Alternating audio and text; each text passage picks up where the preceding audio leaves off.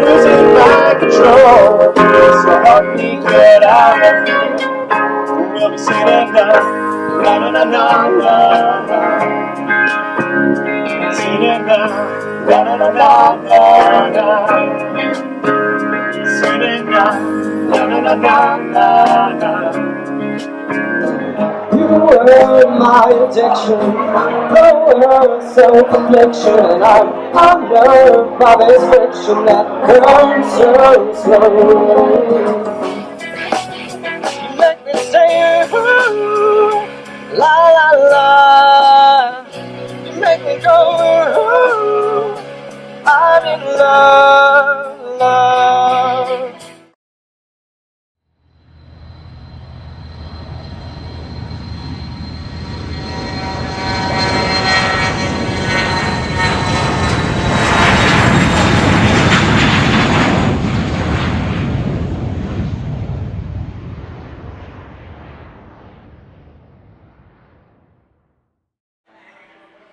So it's probably about 2.5 years ago when we first played our open mic. It was me and Evan, who's not here with us at this moment, but we ended up walking into the Cantab Lounge down in Cambridge, and we played a couple songs, one of which was Teenage Dirtbag, still to this day one of my favorite covers. We got a great response from the crowd and got addicting. So we eventually wound up with regular gigs over at Middle East in the corner on the weekends, playing an acoustic brunch. A few months later, we started playing at night. Picked up this guy over here on lead guitar. It was originally just a guest spot. I remember that show. That was a good time. We were like, oh, this is great. He can just fly as long as he knows the key. So I get there. It's like 30 minutes before the show, and one of these guys, I don't remember if it was Jared or it was Ev, one of these guys rolls up to me and they're like, yeah, so we talked about it and we decided that we'd like to have you play for the entire 2-hour set if you'd be okay with that. And so here I am 30 minutes out of the set and I was like, all right. And so then I would lean over to Evan before every time and be like, yo, what key is this song in? And then I would just make something up. So, our musical selection at the time was very, very eclectic. So hence the Flux thing. Our music is always in flux. It's always changing. And, I think I just threw out the name one day and we were just like, huh, actually, I like that. And then Evan came up with that beautiful drawing of like the logo with the sea as the wave and the sun behind it, I think.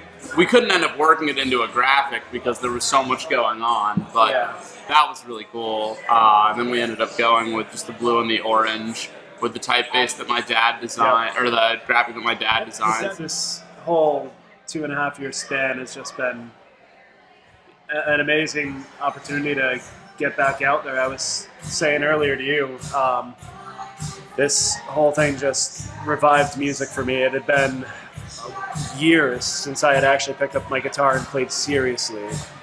And to me, this propelled me back into the world of music, which is a long lost love. Yeah. Which is great. Yeah.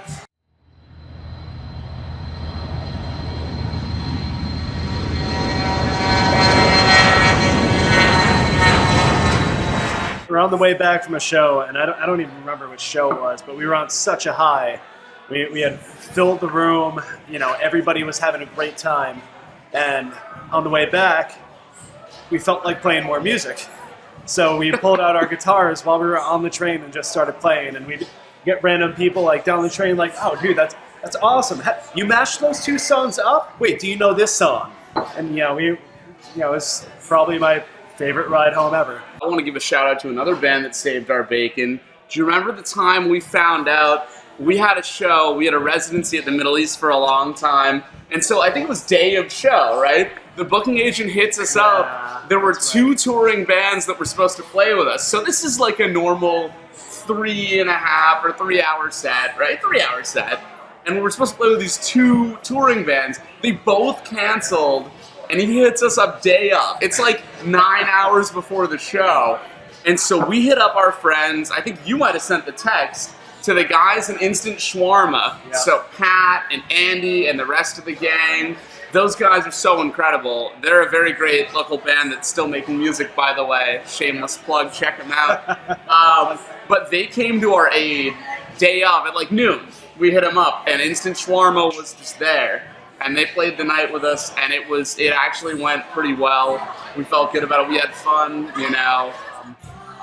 This whole thing just revived music for me. It had been years since I had actually picked up my guitar and played seriously. And to me, this propelled me back into the world of music, which is a long lost love. Yeah. This is great. Yeah. We've met so many awesome people along the way.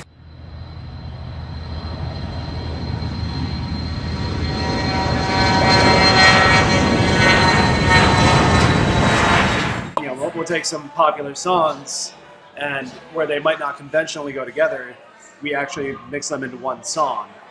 But yeah, I mean, that's an example of how we began to lyrically correspond these covers. It's a pretty important part of what we did, what you guys did early on. I'm not going to pretend to take any credit for that. I would show up and plug my Stratocaster in, play some lead licks. Evan and Jeremy were the real musical geniuses behind all of those combinations. I've been lucky enough to collaborate with two people who are virtuosos in their own right, and you're going to make me blush on camera. Well, I mean, you know, but the two of you have been able to really come up with some incredible stuff, and I've been happy to be able to, it's allowed me, I think, to explore new things with lead riffs, because I've been so comfortable with the foundation and the structure that you and Evan build, the strength of your vocals. That allows me as a lead guitar player to explore, if you will. To be fair, I mean, over this time, we've each, pushed each other to new levels. Each one of us has gotten something out of the group. It became a symbiotic thing where all three of us were improving in our musicianship. Yeah. And expanding into different, in the case of Evan, he went from playing piano to playing a 5-string bass. Yeah, and he plays it well. He does. He's still so humble. We'll talk about it. I never pick up the guitar. But he's so good, and he can just hear something and immediately play it on the bass. Evan's such a musical powerhouse. He's truly a sight to behold when he picks that up. And he's incredible in that respect. And I mean, all that being said, this whole time spent, it's been an honor. This is a very bittersweet night. It's our last show as a group.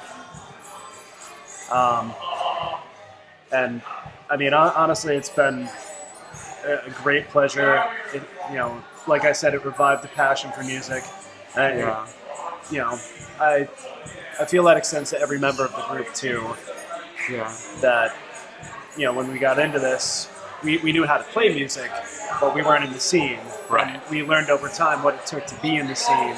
And I'm on it to stress now, and I'm calling your name, and I'm on it to rest now, and I'm taking the blame. I don't want to crawl back to you.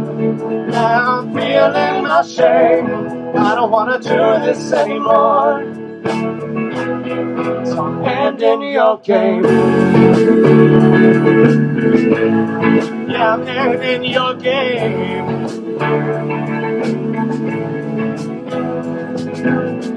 So I left town. I just had to get myself out of that mess. She followed me down, and I told her that I've had enough.